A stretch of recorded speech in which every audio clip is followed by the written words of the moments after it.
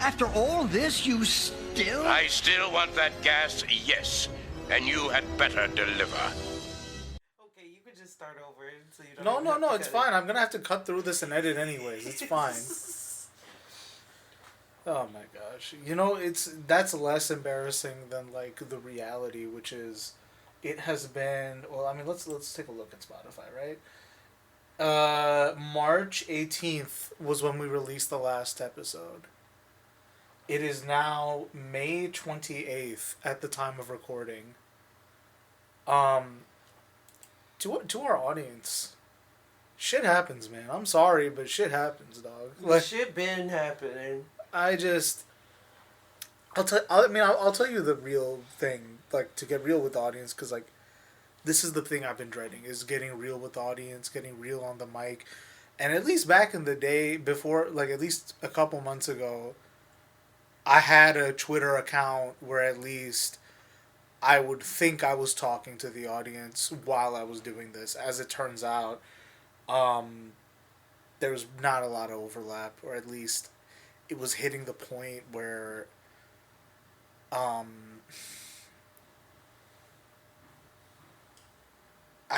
just hit that point where, like, Twitter got so unusable. For me, at least. I don't know about you. Where between the ads and, like, the amount of, like, right-wing shit that was coming into my feed every day, and that kind of sense of helplessness, in addition to the amount of people who, like, posture and stuff online, like, I had to get away from it for a second. And I had every intention of coming back to the show and shit, but there's probably a point where everyone has to figure out what their level of involvement with online spaces is going to be. Mm-hmm. Because I don't think everyone's made for the internet. I'm definitely not made for it. And I don't know if greenhouse gaslighting is going to be able to keep up with all the discourses moving forward, but we'll try. I'm sure, like, the rest of the team is still more online than me at this point. I'm not exactly 100% offline, but man, the old paradigm of this podcast where, like, we were responding to stuff that happened on the internet, I don't think it's going to exist moving forward, and that's fine. I mean, we live in a post-Trump society where, like, Trump normalized, there's so much going on, you're so overwhelmed with, like, the million things that are going on, that it's like you can never, and, like, that's why at the end of every year we're like, that happened this year, mostly because, 12 months full of stuff, but, like, it's just if you're just being thrown a thing and a thing and a thing and a thing, it's really hard for you to be able to grasp on one thing and then be able to drop really that and grasp on another thing. Like, that's what it is. It's just like a constant. And first of all, like I mentioned before, and you've mentioned before, this is a free podcast. So, it's not like we're even getting paid for this. Now, if you wanted to throw me some money because Juneteenth is coming up, I will gladly take it. Please let me know. But other than that, this is a free podcast. Shameful fuck. Give me money for my freedom. I think just, like, post October 7th, like, it's been even worse. I think because it's like we're probably not the first generation to notice that, like, as there's more media sophistication and the way that information is shifting towards, like, you can learn everything about everything all the time. Mm-hmm. And when it comes to world news and world events, rather than not knowing anything, you might get all of the propaganda and information all at once. Mm-hmm. It's incredibly dizzying and incredibly disconcerting, and especially, like, post October 7th, it's left me feeling like, what am I supposed to do with all this awareness and none of this power. None of the power or none of the ability to do something or make anything right. And I mean, of course, we're going to talk in future episodes and in future, discussions about the recent waves of encampments and protests. We're going to talk about, how this is playing out in the electoral sphere.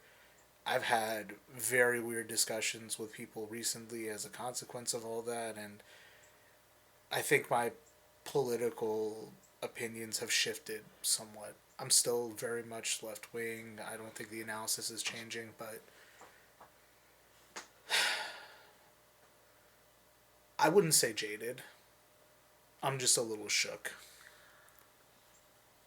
I am pissed off because we're seeing this shit happen, and then stanky booted Joe Biden is just like, no, it's not a genocide. And we're like, be fucking for real. If it wasn't a genocide, then why are you sending over bombs?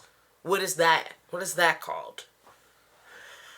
But it's annoying to see all of this and to talk to people, and people still don't realize that violence is bad. And especially living in a society where, like, we lived through 9/11, we saw all of that happen, we saw, like, Iraq and Iran and all and Afghanistan and like all of that shit happened, and then we were just supposed to pretend like you aren't using, like, it's not the exact same thing happening. Except for before, you could be like, we were going into the Middle East to save the kids. What can you say now? We're going to the Middle East because we want to kill these kids? Like, and I think that's the whole thing, right? The hyper normalization that's been happening for what I can say is probably half a year now at this point. A little over, I'd say. Yeah, let's just focus on, let's be like everybody else and focus only on October 7th and when in this conversation, not in reality. But yeah. Because that's the thing, is like all of this has been happening for quite some time, but I think like there are just moments that are quite literal vibe shifts. Mm-hmm. And maybe it's not a vibe shift for you, but it's been a vibe shift for me and a lot of people who have not felt the same. And here's the thing. This is just us as American observers, right? So imagine the terror for people on the ground. Which is honestly unbelievable. But I think that's the thing, is just, as you can probably tell from the title of this episode, it is a movie magic segment, and we're a bit late to the party on this one, but it's probably fertile ground for us to come back on. It's probably exploring a lot of the ideas we've discussed on the podcast before, and it also appeals to a kind of libidinal and yet noble fantasy of sorts, which is, what if somebody broke through the structures of hypernormalization and oppression and exploitation to enact righteous vengeance? Something that's probably not easy to fathom or imagine, or probably not even moral 100% of the time to imagine in real life, but when applied to a cinematic treatment, allows the audience to explore settings as well as dynamics that they may not exactly be privy to or 100% aware of in their real lives. And at the same time, for those who are familiar, it provides a damning indictment of those paradigms and power dynamics, but also a kind of righteous thrill and a kind of cathartic sense through watching it, which is, again, it plays into this broader discussion on how we perceive violence. When is it okay? When is it not? And maybe we'll get into that topic. Maybe we never will, right? I think as a society, we are eternally selective when it comes to the concept of violence. But that's probably the real heart of this film. So when it comes to Monkey Man, that's probably like one of the last things I saw on my last couple weeks of Twitter was the ads for it. Mm-hmm. And I know you and definitely a lot of people were like, okay, this looks sick. I want to fucking see this. I'll admit to being a bit skeptical at first. I thought this was just Indian John Wick. And that's so reductive. Here's the thing. Even if it is, that's still actually pretty sick. So like Right, because, I mean, like, the thing is one of the reasons I love this movie is because we have been asking for representation when it comes to these things. Like, yes, there's one white person in the whole movie. And like there's a couple, but they're like mostly minor characters. The hotel guest, we'll get into that later. Okay. But yeah, like it's a movie that is basically doing like the minority white characters. It's very people of color heavy, obviously, because it is located in India. But you know, it could have easily been one of those situations like we mentioned together talking about Black Panther, where it was the good white CIA agent, and it's like first of all. CIA good, but it wasn't. So that was really amazing. I appreciated it, and we deserve, like, even if this was a bad movie, we deserve to see people of color in bad movies. Like, someone jokes about, I can't think of their name, but they're a TikToker, and they joke about supporting Black mediocrity, and I'm like, we deserve to be mediocre. Like, we deserve to just have like shitty movies that aren't shitty Tyler Perry and Tubi movies about people of color, about like their situations that we get to.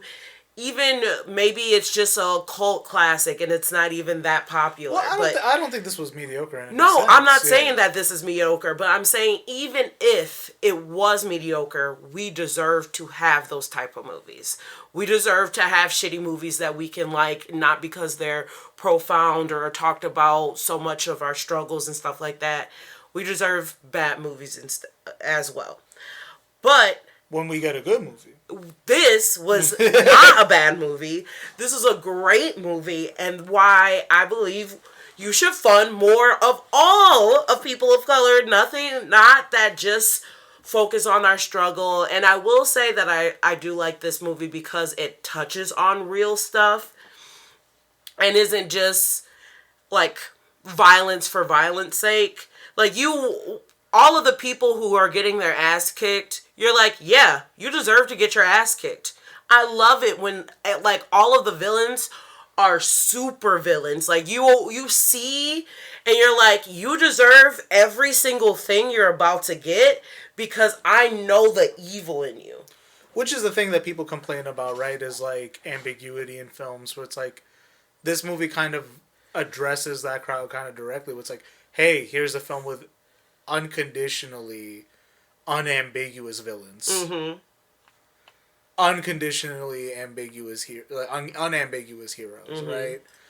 And I'd say it's probably more of like a classic Kino style beat 'em up film where, you know, a Salt of the Earth protagonist has to take revenge for people who have been taken from him by some group of villains. Very basic plot structure. Mm-hmm. Can't go too wrong with it. And it is a bit John Wickish in that aspect of, like, you know, guys get in suits, dark alleys, beat each other up. couple exotic martial arts fights, and that's not a bad thing. I don't think that's a bad thing in the slightest. And they know, the thing is the movie knows that it is doing that.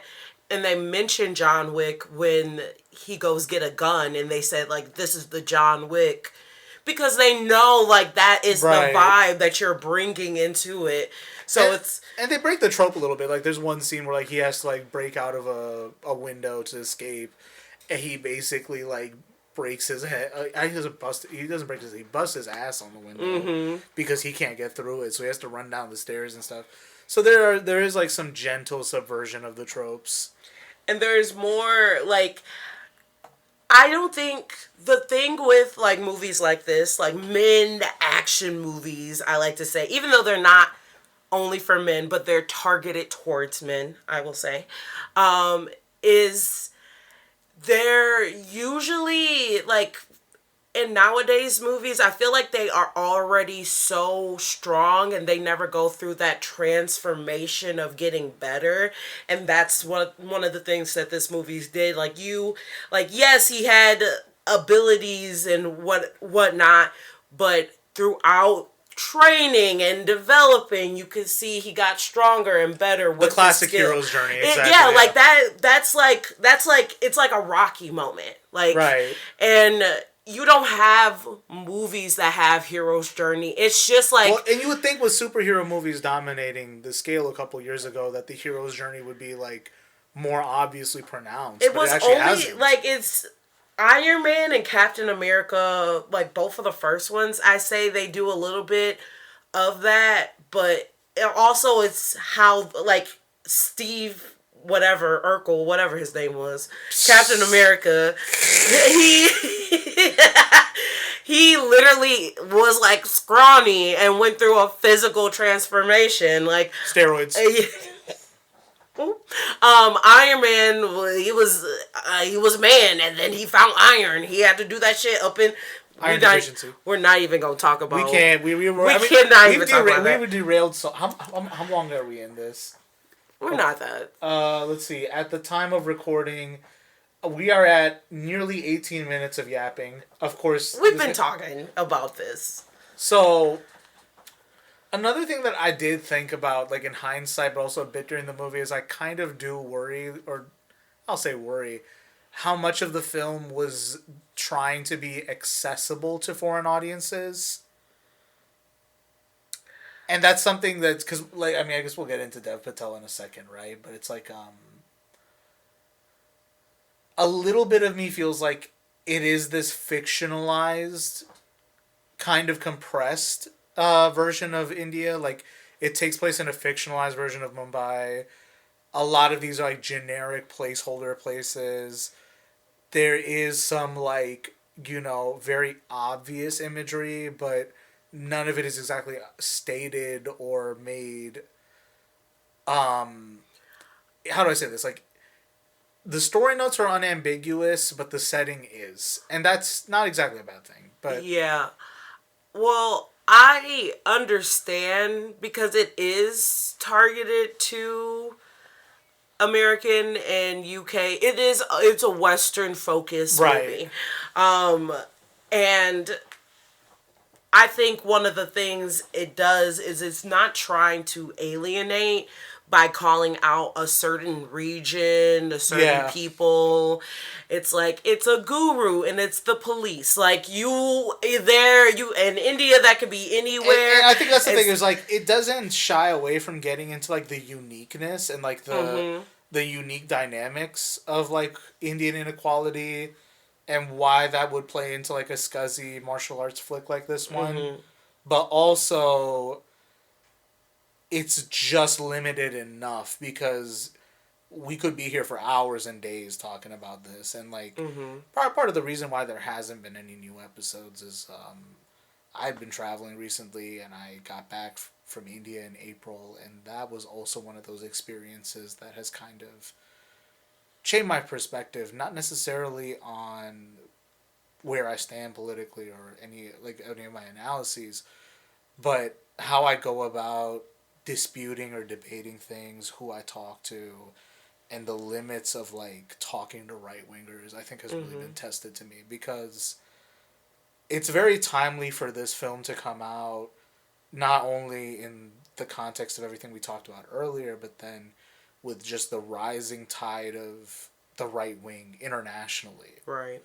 And how that kind of plays out in India versus the United States. I think a lot of Western observers kind of try to apply this memory or this definition of like European style fascism to Hindu nationalist formations. And it's like, you can call them fascist, but they don't operate in all the same ways. Right. So I've been reading like this academic text from, I think what was it called? Yeah, it's called Sadhus in Indian Politics by Kaushiki Dasgupta. Hard to read, but it's hard to find, but it's not exactly expensive. It's just more of an academic text. And they kind of get into this dynamic of how like the Indian right wing is this three-tiered pyramid scheme between like the parties, the Hindu social groups, and then the gurus more broadly, right? Mm-hmm. Which is why it's like so perfect and so fitting that this film makes a guru its like central antagonist. Mm-hmm. And I think I've spoken very fondly about Sacred Games on previous episodes. If you liked Sacred Games, you will love this movie. Mm-hmm. And if you liked this movie, you will love Sacred Games. I probably should watch Sacred Games. Yeah, it's like if you're like, I need my monkey man. I need my monkey man. I need it. I have a monkey. Then yeah, I would say that both seasons of Sacred Games, if not the novel, will definitely scratch that itch.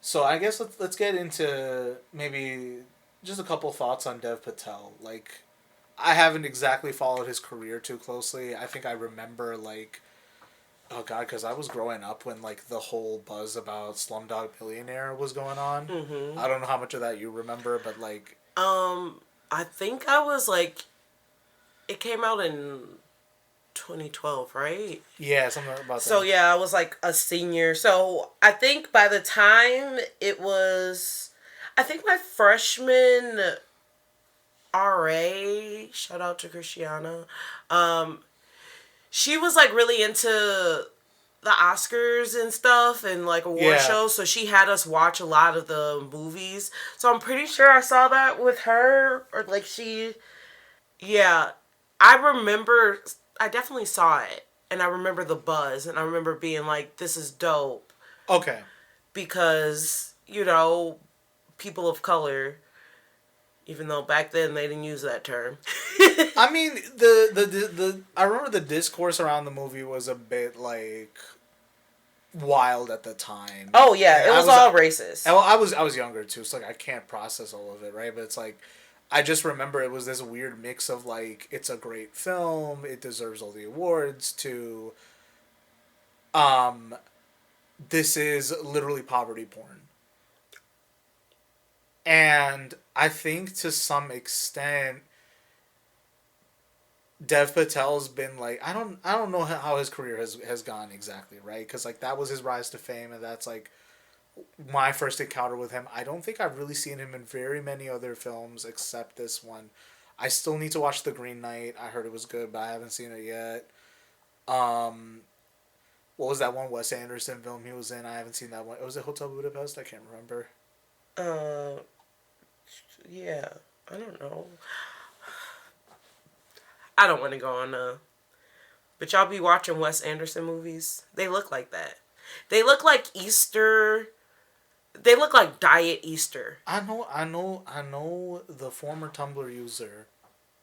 No, I'm serious. Like, so you just don't like how they look? First of all, I didn't know he was a person, and then people just kept talking about him, and I'm like, okay, he uses pastels. Thanks. He uses pastels and gray tones. Wow. You don't like a little whimsy in your cinema? You don't like a little whimsical note? I don't like it when dudes who look like that are whimsical. I feel like they're hiding something. The whimsy is for show.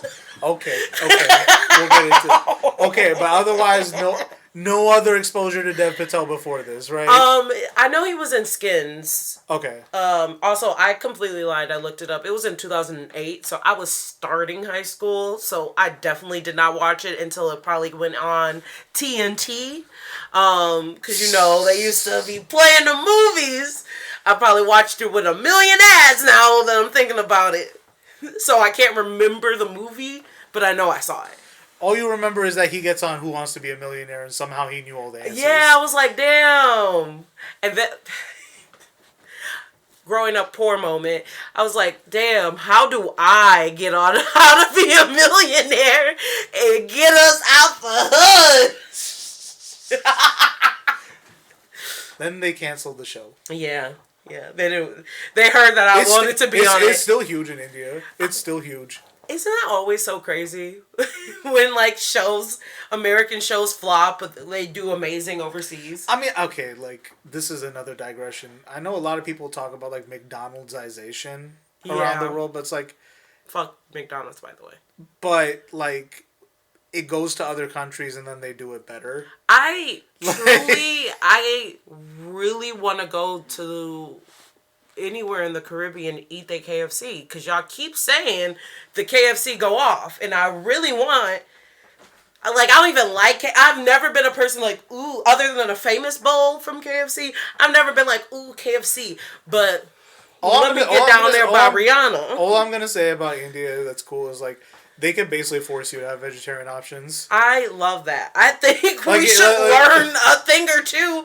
Like, the vegetarian option should not be a salad that actually featured meat. And you have to take out, so you're losing volume of your salad, too. Yeah.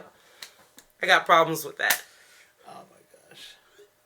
But otherwise, I think, like, Dev Patel's always been held in, like, high regard. I don't think there's been any, like... crazy takes on him, and I think like post Green Knight, like Green Knight was one of those movies that like I just had been meaning to see, but I think just like pandemic anxiety and a bunch of other nonsense, I never got around to seeing it, and I need to. I'm very bad for not having seen it yet, I know. So I guess let's talk a little bit about the production and then Jordan Peele's involvement. The production, I mean, pretty much. So great. It's like I got a couple things. Just that snippets. Like it had like a bunch of like starting problems. So like, they were trying to shoot on location in India in like 2020, but it was postponed and nearly canceled as a result of the coronavirus pandemic. So Dev Patel then opted to shoot the film on a small island in Batam, Indonesia.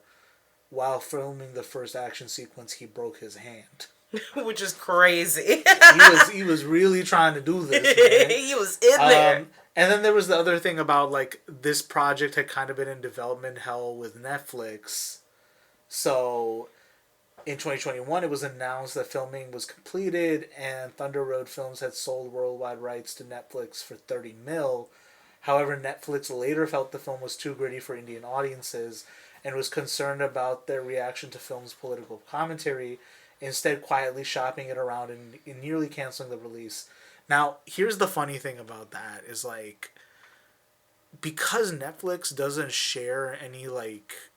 Analytics. Not a single one. Like, I'm actually very curious, like, what prompted them to make that decision. Because, like, there have been, like, some low-key, like, politically charged... films and TV shows on Netflix from the Indian like market, and some of them didn't get renewed, or some of them just like were limited series, or I mean something like Sacred Games we've talked about, where it's like even if it got renewed, all those actors' careers have basically blown up as a consequence of Sacred Games, so like they could never like get everyone back for that one, right? But that was incredibly politically charged. That was incredibly critical, and I'm very curious on how Netflix makes these decisions, especially with both domestic and international media now, because they might just be thinking about like culture war nonsense in a way that probably like just transcends like viewer data and viewer analytics. Yeah, I don't even know if they have any analytics, or if I'm being honest, it seems like they, especially when all of this was first announced, it was like in 2018. So if I'm being honest, what I really believe that could have happened is that 2018 Netflix was like, yes, we really are all in on diversity, equity, and inclusion. 2020 post Netflix was like, anything can get the chop, especially if it's a diversity, equity, and inclusion type of beat. And then they really leaned into like the cheap animation stuff, right? Because animation doesn't have to always be union labor. It's majority not. Majority it's contracted, right? So like that's why it's like these really like rough looking cartoons, right?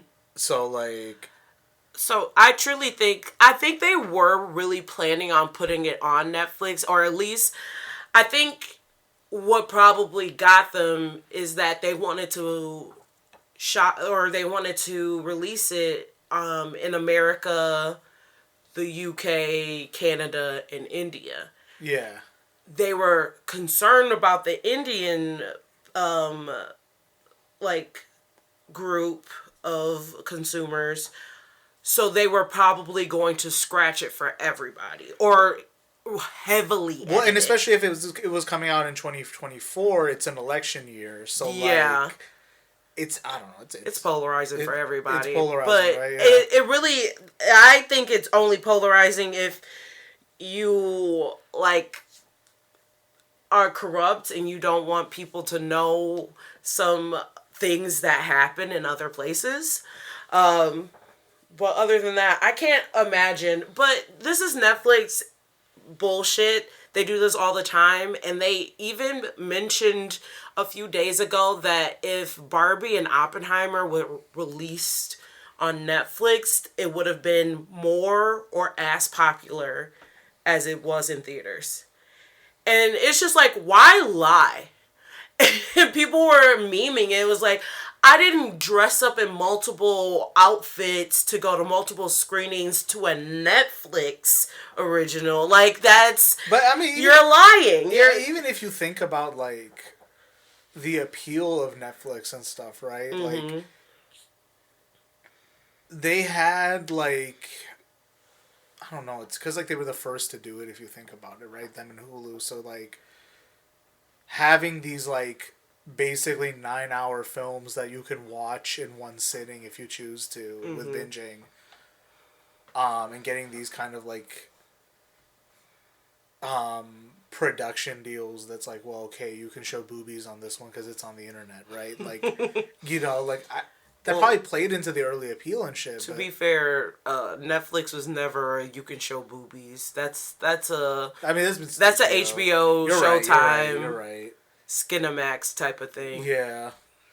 But I mean, I don't know. It's just like because I just remember when like Netflix was like so ubiquitous, like even just the early days when you had like House of Cards, Narcos, Marco Polo. If anyone remembers that, oh god, that was terrible. That was terrible. I watched like one episode of that and I was like, what the fuck? I watched all of it and it was like you were still like, what the fuck is this? I think it just if you watched it and then we're like, I'm gonna pick up a history book because this is weird. This don't even sound right. Let me go to Wikipedia real quick. It was definitely. I don't know who the target audience was for that, and like the fact that it was a Weinstein Company production makes it all the weirder. Because there was like, we're not gonna get it. I need to like devote time to get into that one. That's an insane show. We could do a whole episode of insane shows that should never have been created. Right. So getting into this, so Patel said Netflix didn't really know what they bargained for. The actual film itself is a lot denser and it's saying a lot. It's not your usual action scene on page 1 and you continue fighting nonstop. It's trying to do a bit more. Sometime thereafter, Jordan Peele saw the film and came onto the board as producer. under his Monkey Paw Productions banner and persuaded Universal Pictures to acquire the film from Netflix for under 10 mil. Patel later stated that Peele took us from this thing that was brushed under the carpet to putting us on top of the mantelpiece. And I hate to say it, I kind of gotta hand it to Jordan Peele again, even though he's been, I don't know what to make of the celebrity calls for ceasefire and the celebrity calls for supporting Israel, right? Yeah. Because Jordan Peele himself is just like, I don't know what prompted him to sign that one letter.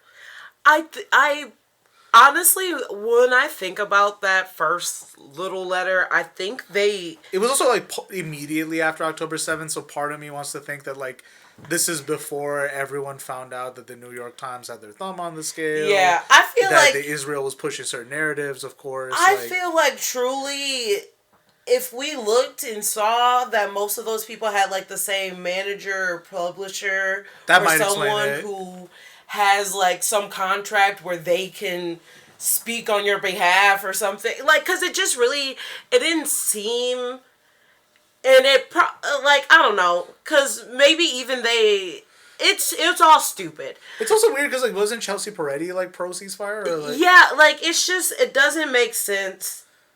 Also, to think, first of all, the ignorance, if they all did that earnestly, being like, yes, I'm going to sign this and I'm going to hope for, like, this is going to do... Like, to think that... Well, it was more than that. It was like a thank you, Joe Biden, for supporting Israel. Right. Which is even weirder. To think that, like, he's going to be like, yes, the celebrities are behind me. That's why I do this. Like, no one gives a fuck about y'all. Like, that y'all wrote that. But it's just, again, it's a very weird thing because it's like... Nope was last year, right? Or was that 2022? Nope was last year. You're right. So it's like, I just remember a year ago that we were like very strongly in like Jordan Peele's like, you know, fandom for a sec, and now like because of this post October 7th stuff, we're like, okay, now I'm sussing this guy again. But at the same time, it's like, if you think about this kind of like angel investor relationship with certain projects like these, it's like, oh, I gotta hand it to him. I mean, this is the kind of time that we want you to put your money where your mouth is. Right. Like, if you see, especially if like something is so close, and with knowing that companies can get a tax credit for scrapping something that people spend their whole, like, all of this time and effort for, to know that he put in some type of effort to be like, no, this needs to be seen by people, and not only seen by people, it deserves to be seen in a big screen. Like, you deserve to hear the like crescendos of like all of the action, right, and like all of this. Even we went to a shitty little theater and it was still amazing. Like at the end, like probably the last day to have seen it. Right. Probably. Yeah, no, I checked. You can't see it at that theater anymore. You have to go to the other theater we were thinking about. Okay, so yeah. So, like, I don't know. And then there is just, like, I'm getting ahead of myself.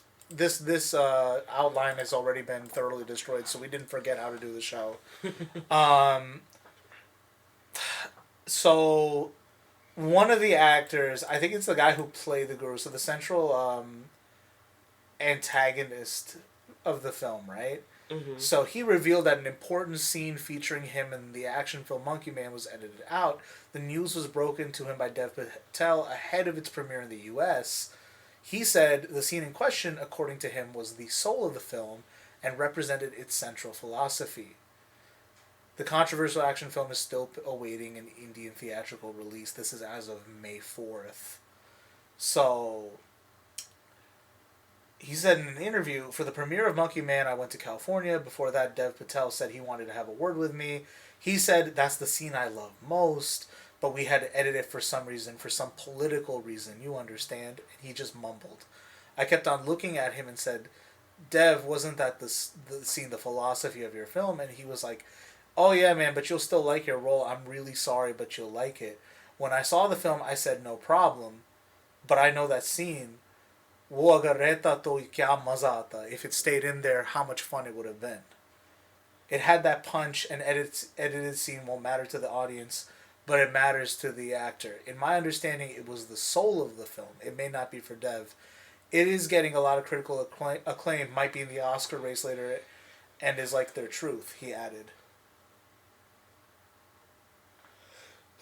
So, I kind of do wonder, between like Netflix's own like reservations with the film and then Jordan Peele's own mysterious politics playing into this film, right? And that's just me projecting, maybe. I don't know.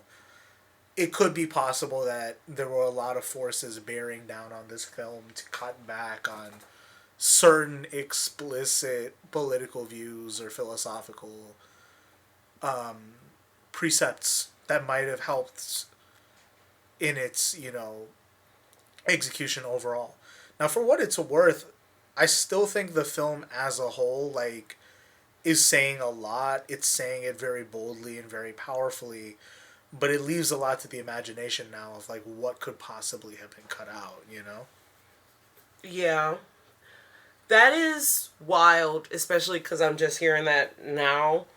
I'm trying to think what could have been cut out.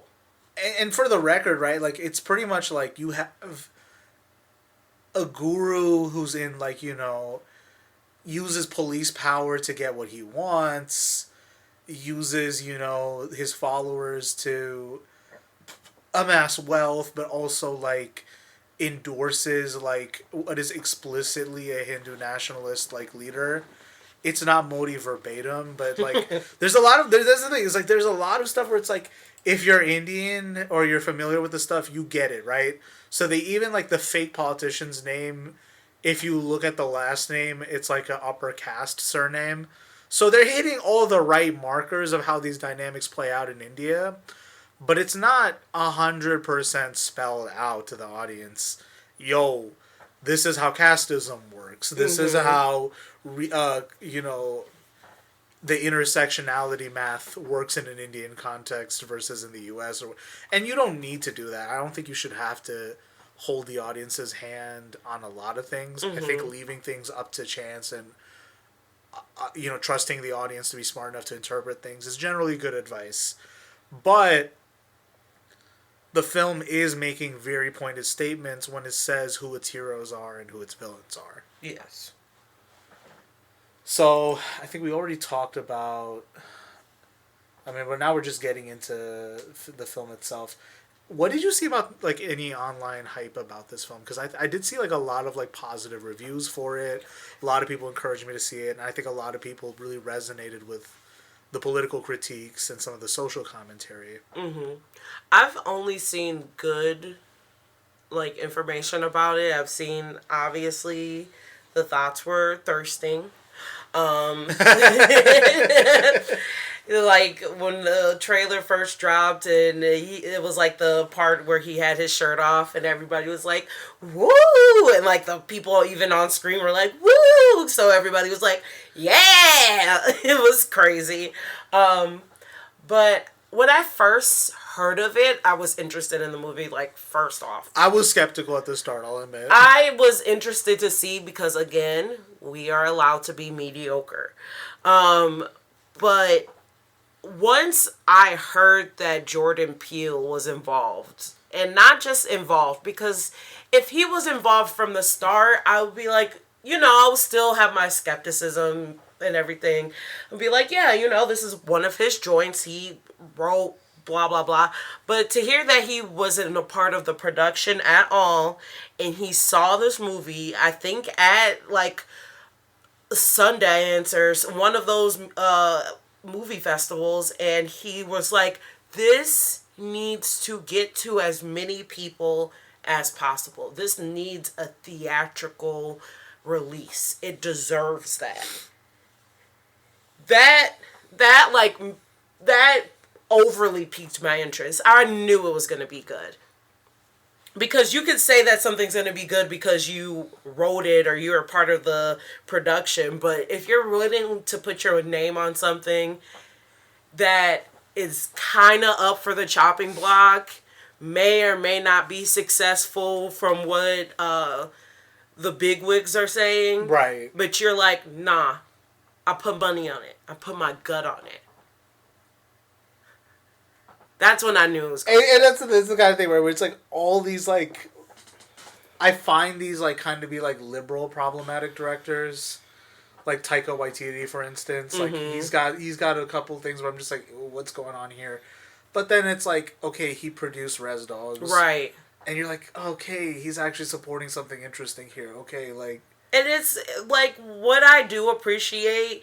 Even if these people are imperfect, like most people are. Or they sold out or whatever. Or sold out. But, like, if you're going to do that, if you're going to be an imperfect person, if you're going to be a sellout, if you're going to not do everything you can with your voice to help your people and people like you, you best be putting coin to it.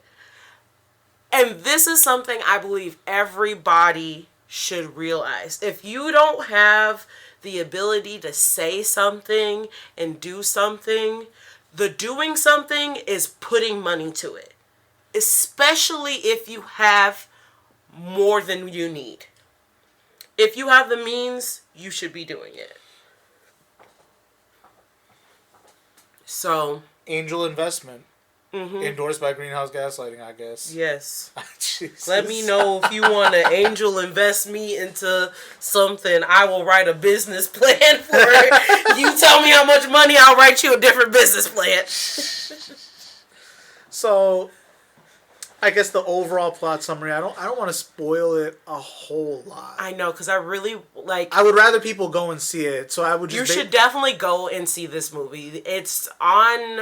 It's in a few theaters still. It's on for digital release. Yeah.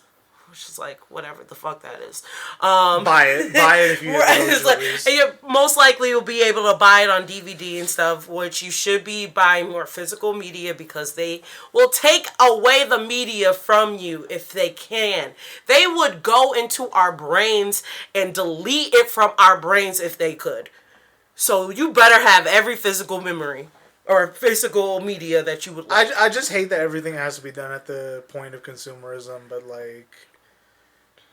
Well, I mean, if you want to do this and you want to be affordable, get your friends into a group, into a place, buy it on digital, everybody chip in, like it's pay-per-view. Yeah, bring back like a community blockbuster. You right. know what I'm saying? Like bring some snacks, do a pot, or someone pay for the movie, someone else bring the food, somebody else bring the drinks. Like, I understand, because who's trying to pay for like $20 to see something digital, and we almost saw it digital, and I was like, no, I really want to see this in the theaters. I'll drive to wherever the fuck we have to go. We can go to fucking nowhere. Which also, like, I have to say, the older I get, the more, like, Scorsese, like, I'm becoming with cinema. It's like... Where I just, like, I don't want to eat anything. I don't want to eat anything until after the movie's done. I just want to sit in the back of the hall and just, like, you know, like my hands over my chin, just like, you know, watching intently and just taking notes in my mind. And then, like, once it's over, you know, if it sucks, I walk out quietly. If it's good, I give it a standing ovation right there. I was ready to give Killers of the Flower Moon a standing ovation. I have to stop him because you're not about to embarrass me like we white people. If the people who created the movie were there, yes, I would applaud them for their talent. They can't hear that. Now we look weird. Now everybody looking at us. But this is cinema. It can still be cinema when we clap in our minds. Okay, fair enough. You're like, yes. Write a review. Go on IMDb or something. Tell people you like it. I mean, you're doing more. You're doing more with this review than clapping in a theater. Oh God! Because what's the one thing that everyone does? Filmbox. What is it called? Probably. I don't know. I don't do any of that. I need to. I don't got. One day I'll have like the mental ability to write reviews for all the things I like and dislike. I'm not at that time now. but one day I will be. See, this is the thing. You get off of Twitter for 5 minutes and you forget what everyone's doing. I mean, Because there's that one site that... See, I'm going to get clowned for this. I forgot what the thing is that everyone writes the reviews on. IMDb. Oh, Letterboxd. It's like, the fuck you mean? No, just because like people will be writing funny ass shit in Letterboxd where it's like, I missed the movie because I took a shit through the whole thing. Like, but okay, so let's actually get into this. Okay, so core themes: corruption, discrimination, the caste system, poverty, societal rejection, exploitation, and abuse. What do you make of the treatment in this film as an outside observer? I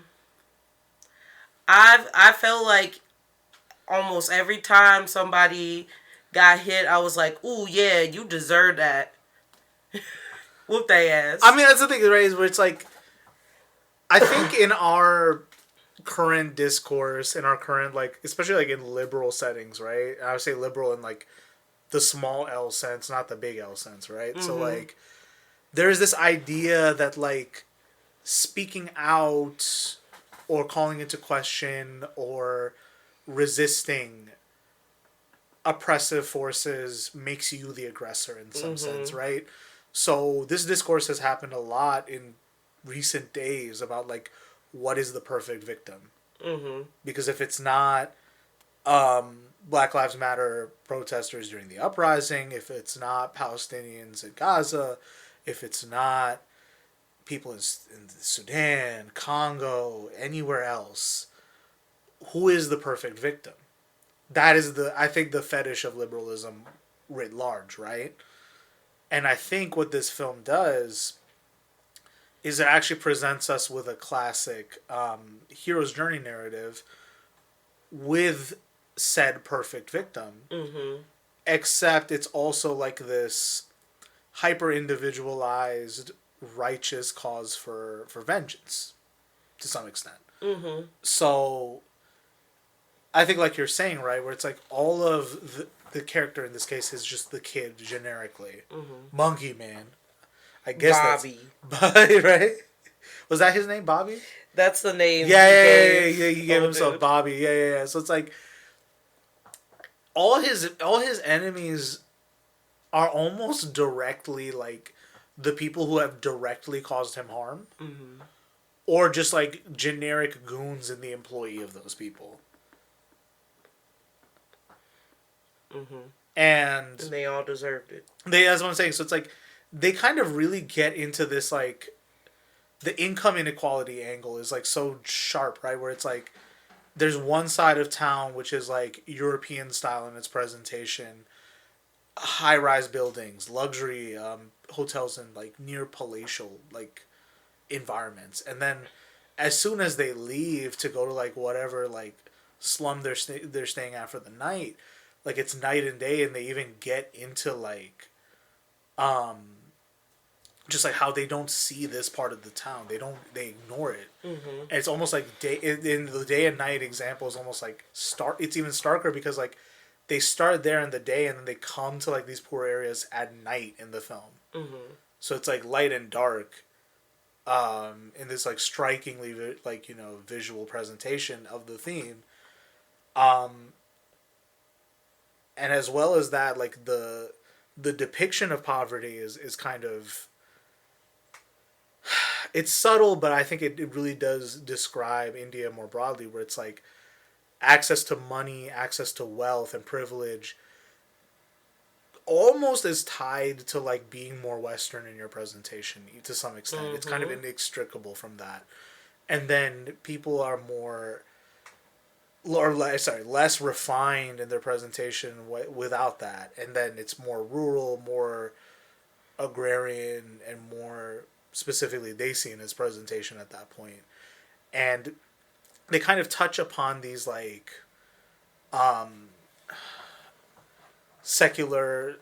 these secular dynamics of like everyone is cohabitating space, but kind of resents each other in that process. And you kind of see that in the fighting pit scenes, right? Where, like, you have this South African ring MC, which was, it's... Demon. Where, like, he basically is like, you guys might be Christians, you might be Muslims, you might be Hindus, but we all love one thing, money. Whereas this kind of, like, dirtbag secularism that unites people in their love of violence, I guess. Yeah, violence and money. Violence and money. That's the two things that they really had in common. Right. And then also just, like, societal rejection as a consequence of that. So it's like being the underdog fighter means, like, he doesn't even get rightfully paid for it. He's, you know, as a spoiler alert, you know, his community and his family were, like, dispossessed of their land for basically being who they were, right? Like, the guru kind of was able to steal their land just because he could, right? Mm-hmm. And the funny thing is he presents himself as this rags to riches character. Yeah. With no sense of the irony that another, you know, rags to riches, although in this case it's like rags to raw physical power, is coming for him. And then just like the exploitation and abuse that happens across different intersectional lines, I think is explored pretty thoroughly in the film, right? Yeah. So I think let's see, where else are we? What do you make of this fictionalized but somehow very real depiction of India? I think we got into that more or less. So, okay, the veiled criticism of Hindu nationalism, did it go far enough? So we talked about the missing scene to some extent. What do you think? Do you think it was like shoehorned in for the film? Or do you think it had something concrete to say about Hindu nationalism, both to Indian and external audiences? I mean, I guess being an outsider, I can say that it was less, I saw it less of Hindu nationalism and more of corruption in general. Like, it was really, I think, and yes, I could have been just missing that, but I thought because it was a little bit more broad, they were trying to say corruption is the problem. People have corruption and they go against their certain duties that they're supposed to have. So if you're a police officer, you're allegedly supposed to care about people and uphold the law and make sure people are safe and all this other stuff. And the police officers are doing the opposite. They're paid, they're for hire, stuff like that. The guru is supposed to be someone, actively at the beginning of the scene, he's like, oh, don't have any political, I'm not going to weigh on politics, and then endorses a politician who is a Hindu nationalist. And they call it like the Sovereign Party, which is like a veiled reference for like the BJP. And I think I forget what like the character's name was, but like the last name Joshi got me because that's like an upper caste Brahmin name. Mm-hmm. It kind of conflates a couple things because like casteism is like selectively applied by Indian like right wingers, but it was not missed. The caste angle was not missed. I think there were like if you blink and you miss it, there were like a couple like scenes like sectarian violence, you know, saffron violence occurring in the background in certain scenes or like at certain cutaway moments. Mm-hmm. So if you don't have the context or like if you just missed it in a scene, you might not have picked up on it. But I think like the film was trying to be a little subtle in like its critique of Hindu nationalism. And I think even like towards the end, you have this like when like the real like orgy of violence at the end is like is like really like kicking in, and you have him like fight all his enemies. The politician character just kind of like cries himself into a corner instead of like getting confronted at any point. Like almost like he's being propped up by these forces of corruption rather than the other way around. Mm-hmm.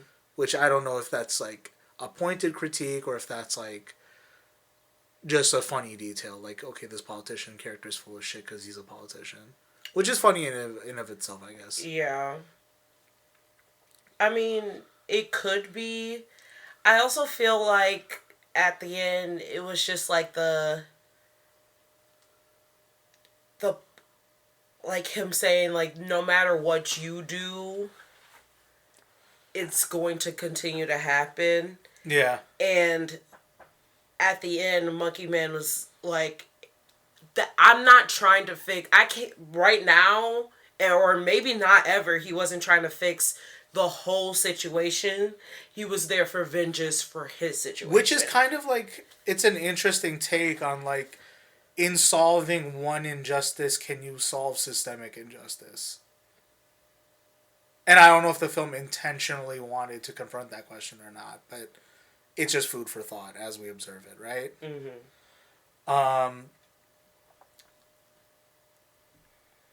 I think we'll get into like the depictions of Hinduism, but like one thing that I did notice is that like in presenting a certain kind of right, like Hinduism that right wingers want to present, it erases anybody who doesn't fit the bill. Right. So like, let's say you're just politically opposed to them, but you're like religiously Hindu. That's an inconvenience.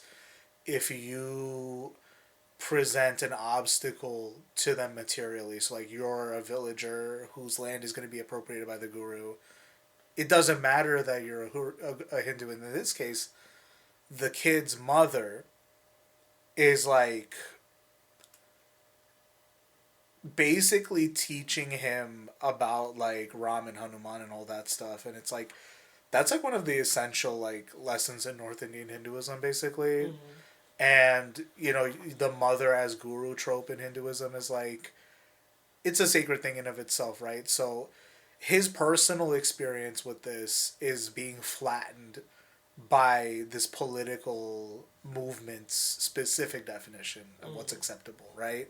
Because it has goals, whereas he's just trying to exist. And then we'll probably touch back on that. So I got here the next thing on the outline: gurus, cops, politicians, madams, sex tourists, and other villains. So I think we talked about the gurus. We talked about the cops. There's a particular like secondary antagonist who's just a pervert cop. He gets killed. But he's like a big like fist fight villain that I think makes for a lot of good like fight choreography scenes. Yeah, they're really really nice, and just some straight up like, I wouldn't call it a martial arts film, but like a brawler probably is a better term for it. Where you're just like, ooh, Get him, get him, get him. Whoop his ass. I also just say that like there was even like another secondary or even tertiary antagonist who was like a madam at this luxury hotel, right? And she basically was like sex trafficking. You know what I mean? Right.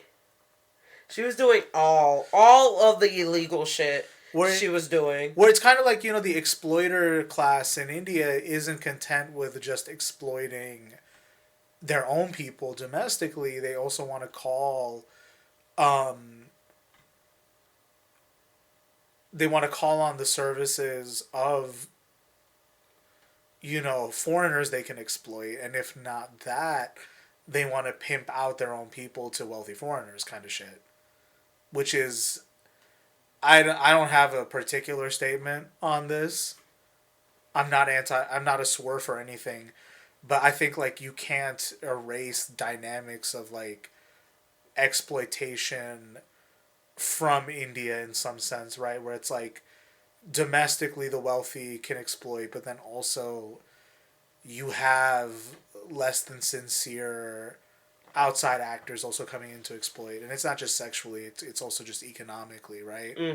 So it definitely, you know, I'd say the depiction of that is tasteful. It's not necessarily violent or like gross in the movie. And you kind of are like, is this another example of like the hero saving a tragic, you know, sex worker trope? But it's done very tastefully, I'd say, in this film. It's not like anything too patriarchal or too like anti-sex worker in the trend. It's definitely more of like anti-exploitation period. Yeah. Which is understandable because you should be anti that. That shouldn't be something that is so crazy, you know? Yeah, because I think like there's a kind of angle where it's like the sex workers are the problem because they sell it, and it's like I don't think we talk about exploitation in this enough, and I think it gets turned. A bunch of like competing discourses get brought up into it, but I think like for the film's purposes, it's handled tactfully. Yeah. Then I think the other villain we already talked about the South African ring MC. Yeah, fuck him. Truly and utterly. Then I guess when we talk about the exploited, the poor, Hydras, and the kid, so I think we've talked about Dev Patel's the kid character enough. I think the exploited and the poor are kind of this flattened and generic class for the film as well. There is like a secondary antagonist, and I'm going to refer to all of them as the secondary antagonist in this film, where it's like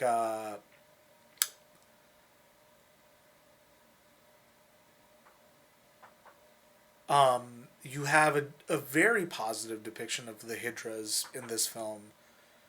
For those who don't understand, Hydras constitute like a third sex or intersex people within the Indian social construct, right? And are mostly like, I guess for Western definitions, are mostly transgender women. But they play like a powerful role in like the kid's development as a hero, more or less. So in addition to like his training as a fighter that they help him with, they facilitate this spiritual reconnection both to Hinduism, if you think about it, but also to like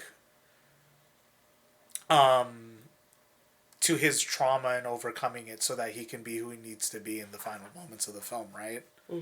So there's this big this big thematic push in those scenes of like remember who you are, be who you actually are, and to have this kind of like unique and also somewhat marginalized group take center stage for a period of the film was pretty tight. It was pretty tight. Yeah. And then they come in at the end with like swords and masks. It's so sick. That part it's so was sick. so fucking amazing. It's so sick. Oh my god. Like he was about to get beat up by the goons, then they pull up. It's like, oh my god. They pulled up like, who you think trained you, boo?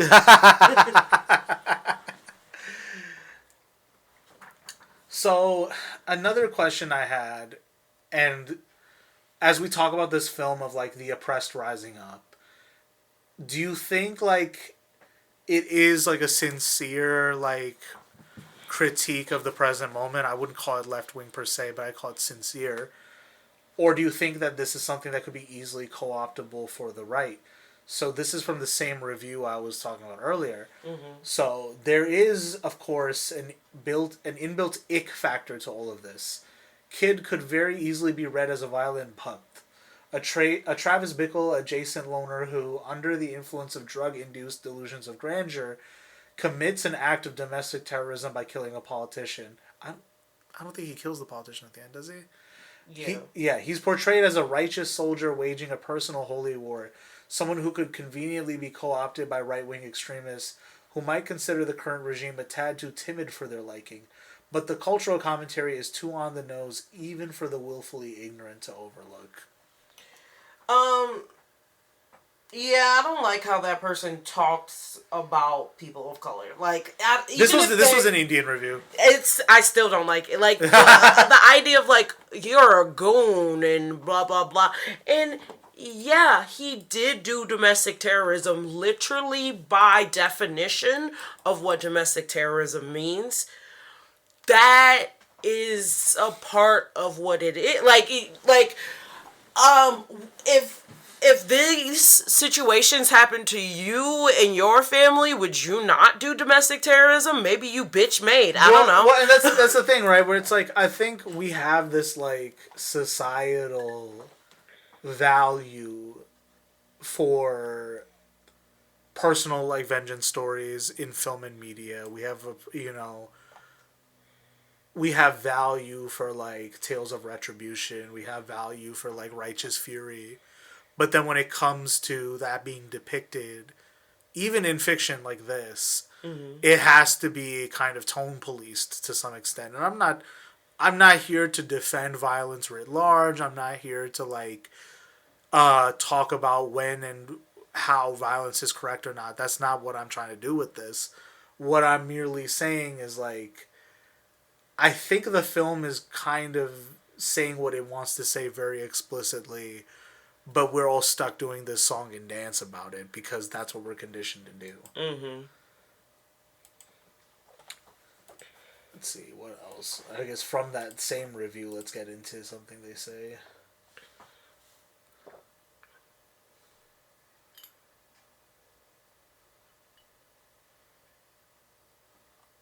I'm not going to get into this. I'm not going to get into this. Yeah, let me not... Because I'll start looking into this person and be like... It's just a generic... So what's your background? It's just a generic... What, you a guru? You mad?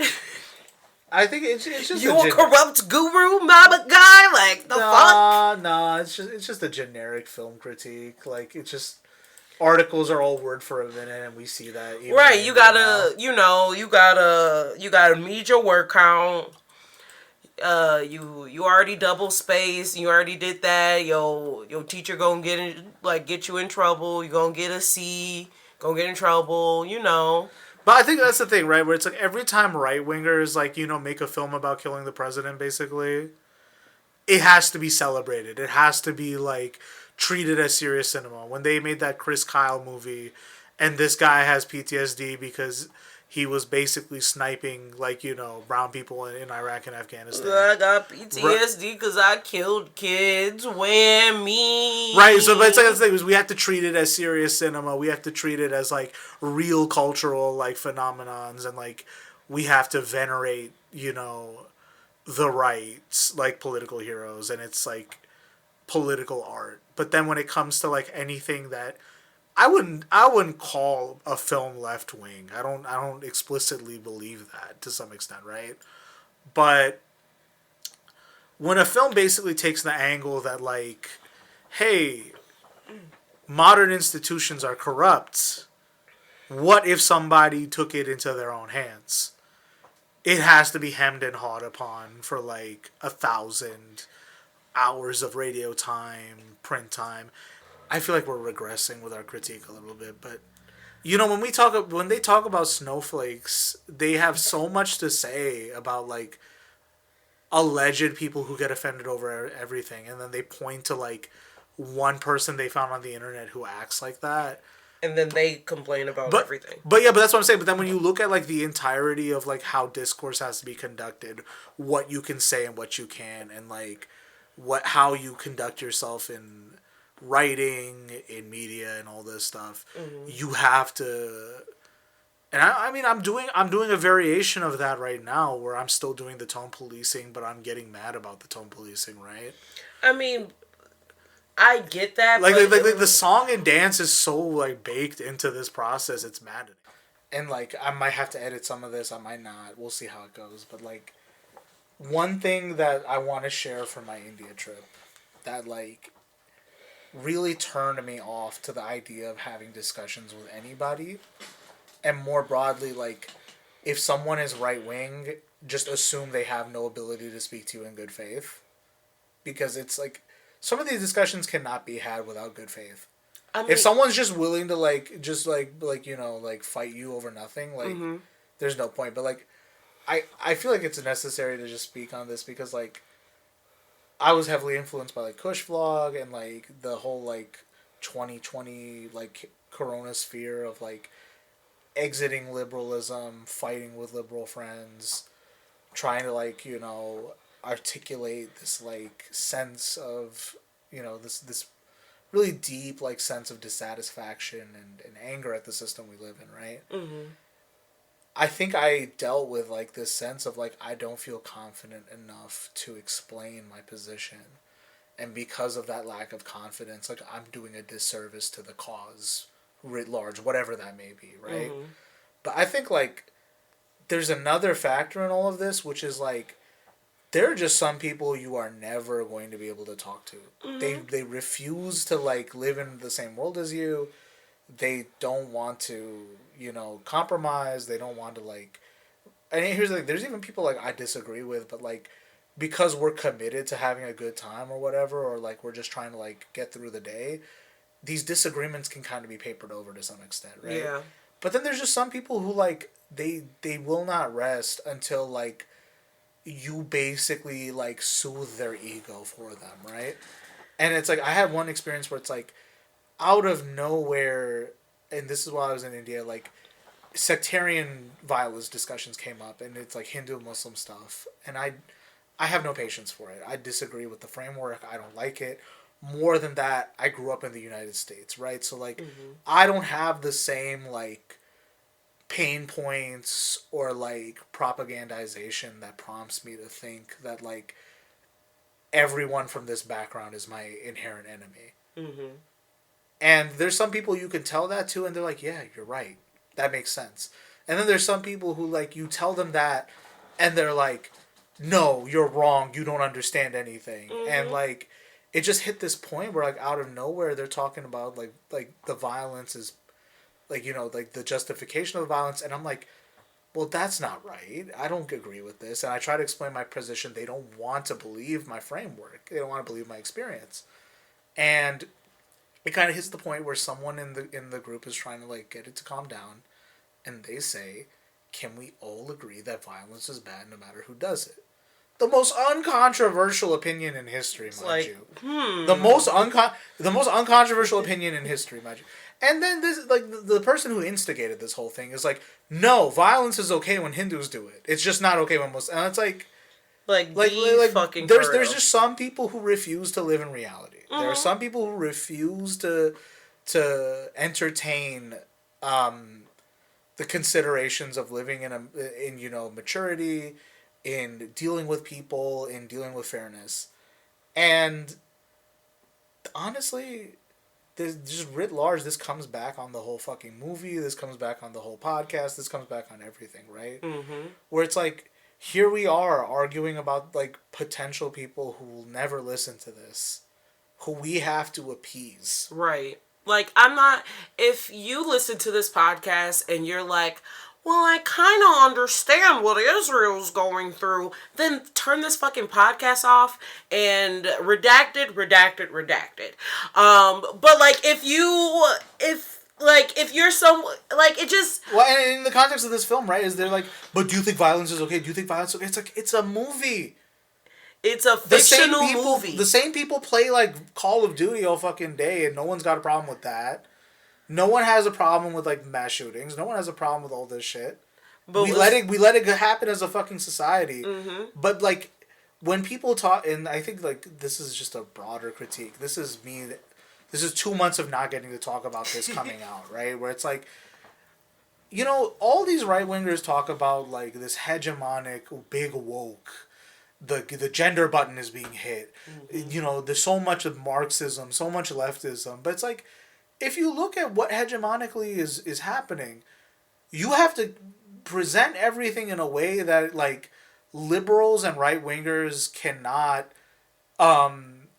take you out of context. You have to present yourself in a way where, like, you have to cater for their sensibilities, and you have to cater for their... expectations and boundaries of what's permissible or normal discourse. Mm-hmm. And we're not talking about racism. We're not talking about imposing harm on people. All, like just earlier we're talking about like the fact that the way Israel is prosecuting this war is unjust. Mm-hmm. The way that we're talking about artistically, what if someone talked about the injustice in their society by having a one-man quest for vengeance? Mm-hmm. And because of the dominant narratives, the dominant ideology, the dominant Overton window or boundaries of whatever you want to call this. Here we are, like, having a conversation about them instead of what we set out to talk about, which is this goddamn movie. Right.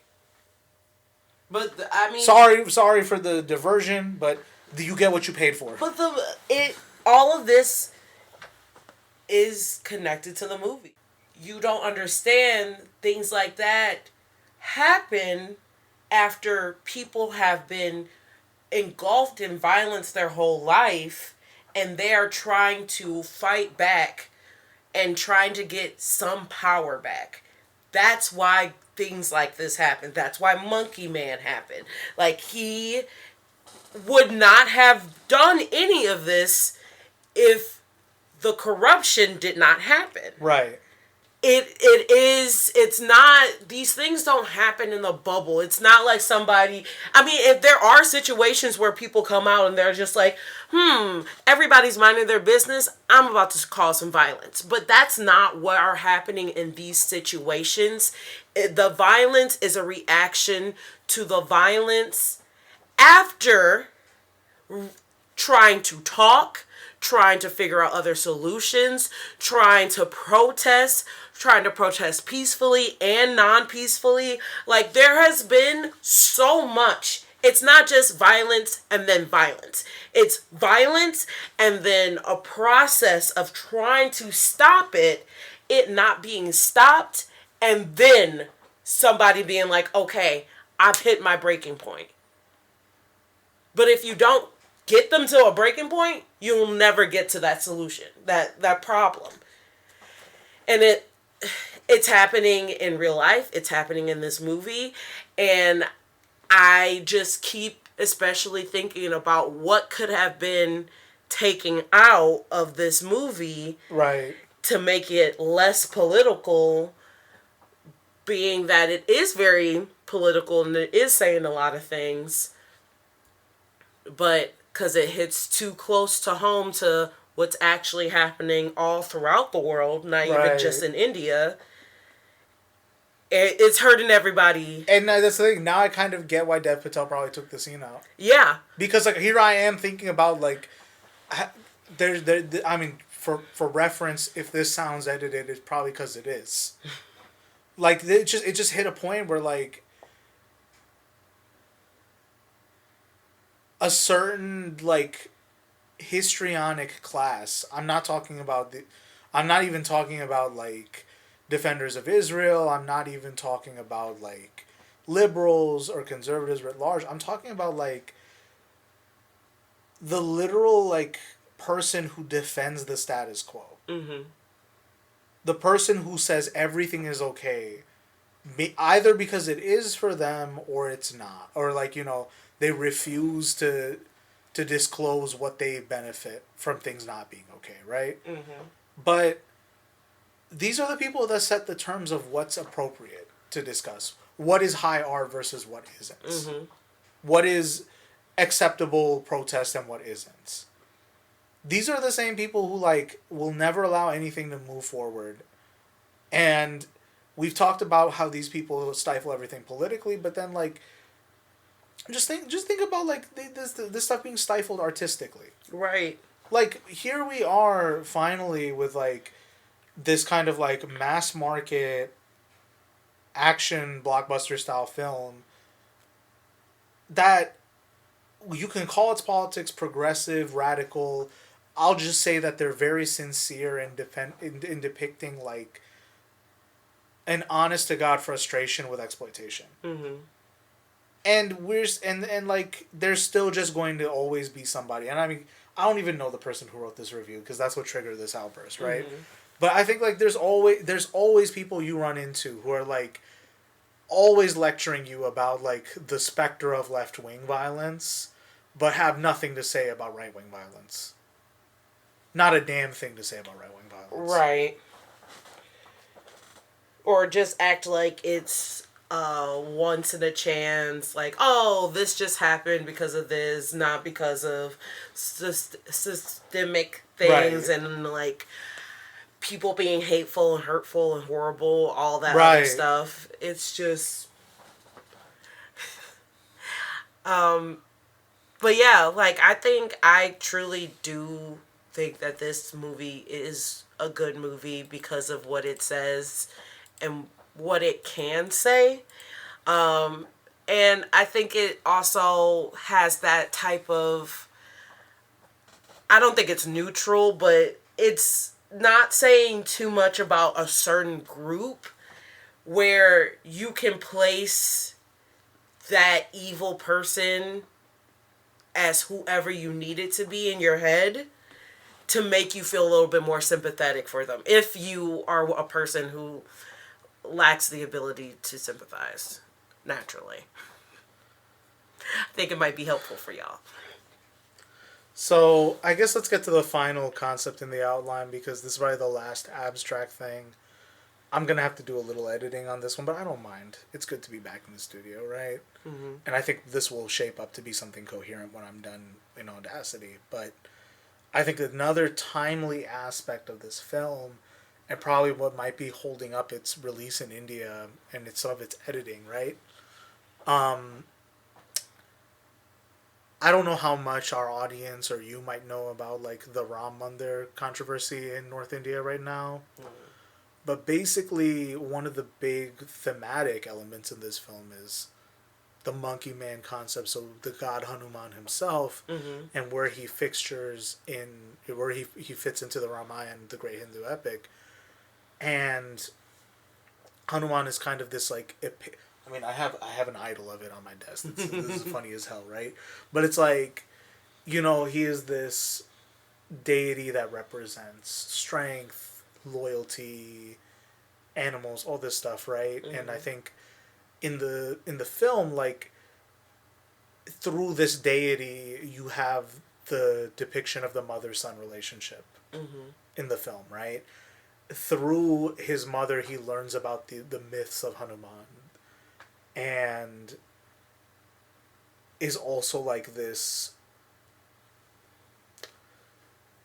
storytelling tool, but also like one that cements this Hindu link to the film, right? Mm-hmm. And there's several aspects of it where like it's trying to tell us things about Hinduism without beating us over the head with it, but mm-hmm. also taking some liberties with it, and as well as like reclaiming some of it from the Hindu right, which is like hegemonically declared itself the defender of Hinduism at this point. Mm-hmm. And that's like one thing that's really upsetting about the state of Hinduism, I'd say today, is that because of political forces, it has been co-opted by the right in India, and it creates problems for people who don't identify with that political framework, because mm-hmm. this is their faith. Why should it be tied with that? But here we are. So America. I mean, that's what I'm saying, right? It's like, like religion as a tool of oppression is one thing, but then like when religion is co-opted by other oppressive forces to follow in that line, it creates this new axis that you have to then understand to see how like it's not just religion is oppressive as a flat statement. It's like the ways in which it gets used. Mm-hmm. Because for the same reasons that it might have been liberatory or empowering to people, it can be oppressing for the same, if not similar, reasons. Mm-hmm. So you have like the myth of Hanuman as a storytelling device in the film, where his fall from the sky kind of symbolizes the kid's descent into obscurity and pain, and then him building up strength and fighting in the war against Ravan. Like there's like very dramatic scenes of like his memories while he's on this like healing drug, the spirit journey of kinds, right? Mm-hmm. Are almost identical to that of the deity Hanuman. Does that make him crazy, or does that make him just in some sense? Maybe it's up to the audience to determine that for themselves, but I think the film is making it very explicit that like he is following in the footsteps of a mythological hero. And you even see that where like in the hallucination scene, like he rips his heart open to like purify his memory, right? Mm-hmm. And that's like a literal callback to like how some depictions of Hanuman in temples or like in paintings have him rip open his heart, and you see the god. I mean, you see Ram and his wife Sita in there, and like that's who he proves his loyalty to, and he shows like he rips his heart open, right? So there's like a lot of mythological references within the film in that sense, as a parallel storytelling device. But then also what it makes me believe to some extent is like it's a kind of folk reclamation or a cinematic reclamation of Ram worship and the Ramayana from the Hindu rite. Because just the controversy surrounding like the Ram Mandir, this is like my really bastardized diaspora take on it, right? Mm-hmm. Is that basically there was a temple to Ram that was torn down at some point to make a mosque when the Mughals ruled India. Mm-hmm. It was also allegedly the site where Ram was born. Now, one thing you can ask is, well, isn't this a mythological, figure? But then some people are like, he kind of did exist to some extent. And it's like a question of faith as well as like a mythological thing, right? Mm-hmm. So in a religion like Hinduism where it's less monotheistic, you have these community-centered practices and things passed down through the oral tradition. These beliefs are kind of deeply held. And you have like this competing narrative that gets pushed by the right, which is, and this kind of did happen to some extent, is that at the compound, the temple was demolished or what have you, and a mosque was built over it, but along the compound there was still like a temple and people could still hang out there, from what I understand. Mm-hmm. I'm not sure to understand this, because if you ask me my genuine opinion is, aren't there enough temples in India? Aren't there enough mosques in India? Do we really need to do this? And more broadly, like in a really spiritual sense, I would say, like, if you believe in it, isn't it enough? Right. Does it matter where the idol is if you believe in this? Now, that's going to get me killed, I guess, but that's what I genuinely believe, mm-hmm. spiritually speaking, right? So, there was a whole court case about it, and Modi's government, and then in Uttar Pradesh specifically, so Yogi Adityanath was like this Hindu priest who became the chief minister in that state, appointed by Modi, I guess, more or less. Like, it became a very popular initiative to push the construction of a temple there and demolish the mosque that stood there. Mm-hmm. And there was a whole court case about it. There was a lot of just social media garbage, a lot of just Indian culture war nonsense about it, to put it bluntly. And this is me as an external observer saying this, me as a diaspora observer saying it. And just to qualify it, me as a secular observer observing this, right? So now the temple's up. And it's like a big win for like the Hindu right wing and a certain vision of Hinduism that presents itself in this right wing vein, right? Mm-hmm. But I think, to me personally, I don't know, this is my genuine belief. Aren't there enough temples? Is this what we should be spending money and time on? Right. So and that's the thing. Like a big fixture of the Hindu right is that these historical wrongs of the Mughals need to be corrected in this day and age, because they see like today's Indian Muslim as an outside occupant. And I'm not gonna say that like radical Islam doesn't exist. I'm not gonna say that like communitarian violence doesn't happen. Of course it does, and it's bad. But like I was saying earlier, it's bad no matter who does it. Yeah, and also if you want something to like be there because of like history and stuff, it's called a museum. Don't tell them that, they're not ready to hear it. You can make a museum. They're not ready to hear it. They're not ready to hear it. You could put artifacts in there. You can have people who work there who know things about it.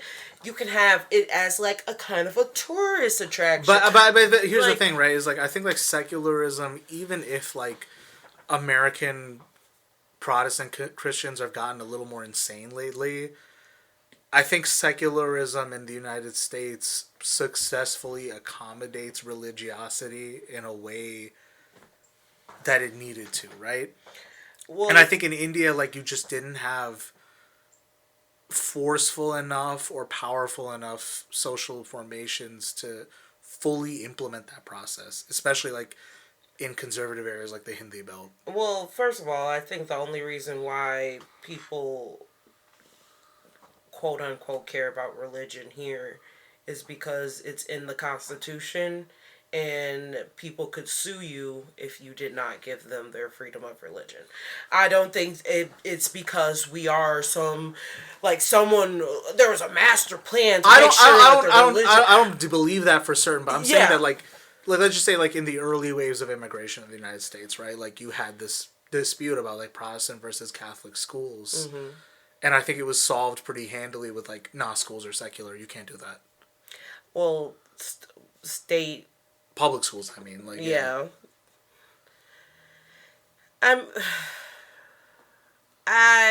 I'll just say that for like, but those things, like for those are always private, so there's always some money at it. So the church or donors, they throw money at it because they want those views to be continued. And that's the thing, right? Where it's like I don't have the means to explain this perspective or like say it with like all the historical context that it deserves to be said with, but like I believe in secularism. I believe in multiculturalism. I believe in pluralism. I believe in like coexistence and tolerance.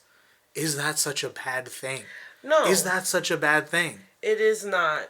It is not a bad thing to be tolerant to other people. And I think just like in like post-Trump, and it's bigger than Trump. It's bigger than Trump, right? Where it's like there's a global right wing like resurgence, and you have like things like the border wall in America, migrants, xenophobia, just on the fucking rise because of like shit like this, because of like this rising resentment of feminism, of LGBT people, this anti-environmentalist push, this push towards hyper-capitalization and neoliberalism. Mm-hmm. Like, the right is getting really creative with some of these strategies, and I think with, you know, with Indian, like, Hindu nationalism, it is, like, using deeply held folk belief against people's best interest. And I think that's where the film, like, has a lot of potential. I don't know if it can do this, but it did this for me. It was able to answer this contradiction for me when I watched it, which is, it's not about what the powers that be do with these beliefs. It's what you believe. Mm-hmm. And you are within your rights to reclaim it for yourself and reclaim it to whatever ends you see better. They don't need to be used to be oppressed. They can be used as your tools to spiritually better yourself, to better your community. And you even had that with like the Hydras in that film, right? Where it's like they have this idol of Shiva and his wife Parvati, where it's like down the middle, the left side is male, the right side is female. And they talk about how some people hate this statue. To us, it is the expression of divinity, right? Mm-hmm. So I think that's like the bottom line with what the film is trying to say, and I think what we can stand to do in our personal lives, right, is that no one has a monopoly on human expression. No one has a monopoly on the abstract values and character of humanity. It belongs to all of us. No one can co-opt it. No one can take it from us. It belongs to the people. Yes. Especially when they are able to express it far more virtuously and far more justly. Mm-hmm. And I think that's like where Monkey Man thrives and shines best. Okay, my rant's over. Yeah, I think the movie does a lot of good things. Obviously, more can always be said about a lot of stuff, but you also have all of the powers that be. You have production and everything. You have Right. editing. You have things that you thought that was going to be in the final cut that you learned at the premiere that wasn't. So it's just, I mean, the only way that art can do this and change is if we make it. Yeah. So that's just the moral of the story is make the art. I know. No, make the art. Make the Yeah. art. You're right. No, I was saying because that it's a call out to myself as well. Like just make the art, and if it's good, it's good. But you never know who it might resonate and who it might inspire or who it might help. Right. You never know what kind of conversations it's going to help people have or make people have with themselves. Right. So, and if you see something and you're like, I believe in this, then put your money where your mouth is and either donate or like talk about it, be an advocate. Like if your friend is selling something and you think their work is amazing, then you better be telling everybody about it. Like that's, don't keep these things inside cuz they're they're great with you, but they'll be better with other people. I think a lot about the Langston Hughes quote, what happens to a dream deferred? Does it die on the vine or does it explode? Mhm. And I kind of feel that with like our deepest unexpressed feelings, right? Because that's what a dream is. It is your unexpressed feeling. Mhm. And I think like that's where art is probably one of the most unique avenues of human expression in that sense, right? Where it's like what you don't have the words to say, what you don't have the strength to do, you can express finally. Mhm. And I think like yeah, that's where Monkey Man is just because we've talked a lot about like does political media do anything meaningfully? Can media even be made like this? What is the role of the filmmaker in all of this? What is the role of the audience? And we're going to continue to talk about it ad nauseum, I guess. But I came back from that India trip like both reconnected to my identity in some sense and disconnected from other things. Mhm. And then watching this film, I think especially if you're in the diaspora and you personally see yourself in like a left wing tradition or you see yourself as like opposed to the current powers that be, this film articulates several things that you might be seeking out.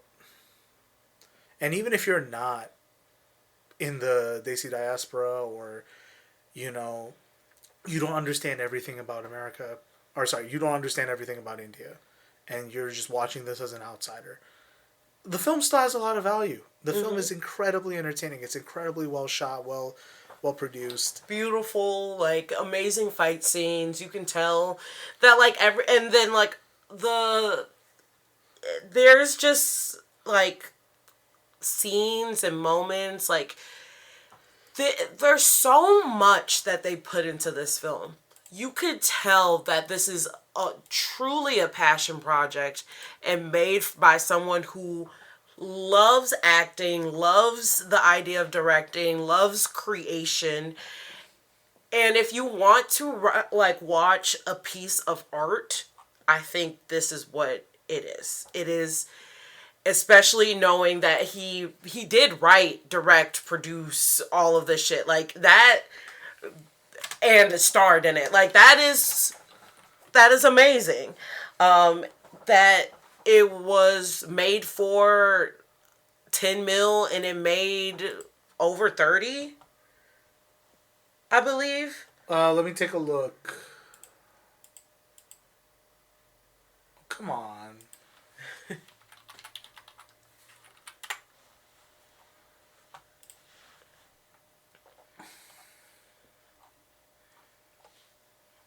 Yeah, right up there. 34.5 million, Yeah, so with a budget of 10, they were able to triple it. which is always good. Because even if you're able to do, if you're able to double the budget, that's considered a success. So being able to triple it is absolutely amazing. More than triple it. Yeah, I guess, did we give our final rating out of 5? I will give it a...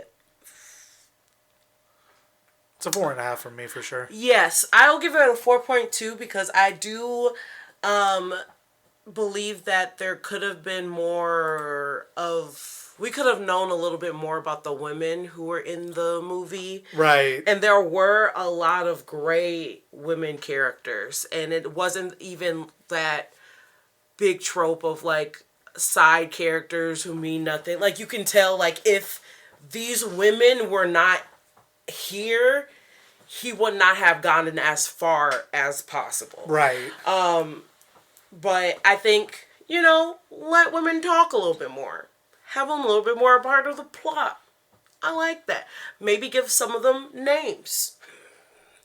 I mean, the protagonist didn't have a name. Yes. And I completely understand that. Like, but it's just one of those things. Well, even if that's the point that you're making, make everybody else have, like, very distinguished names. Make sure the women do blah, blah, blah. Because that's just a trope that happens, especially in action movies, that is, like, women die and the man has to avenge their sadness. I think one thing that'll make it all okay is if this is a one-off film and doesn't have any sequels.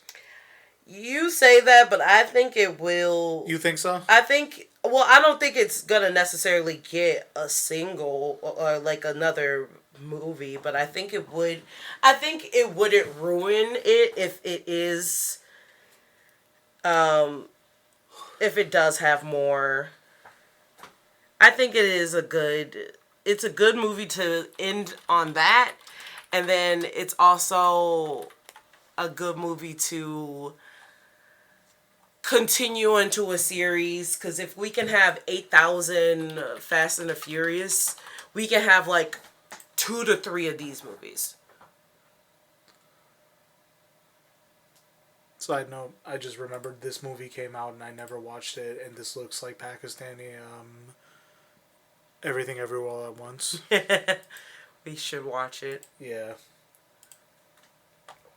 Yeah, I think all in all, what I wonder is what was cut out of the movie.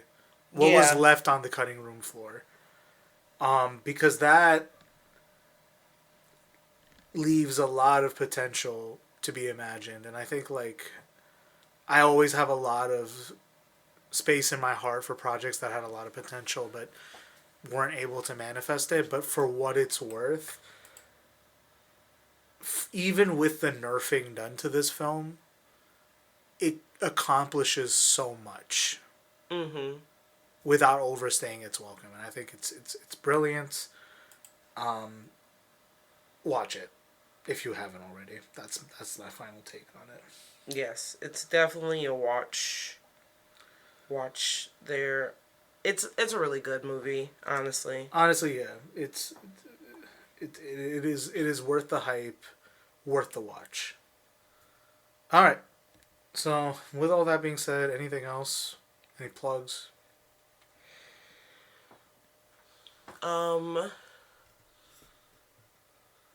Donate to places that need them.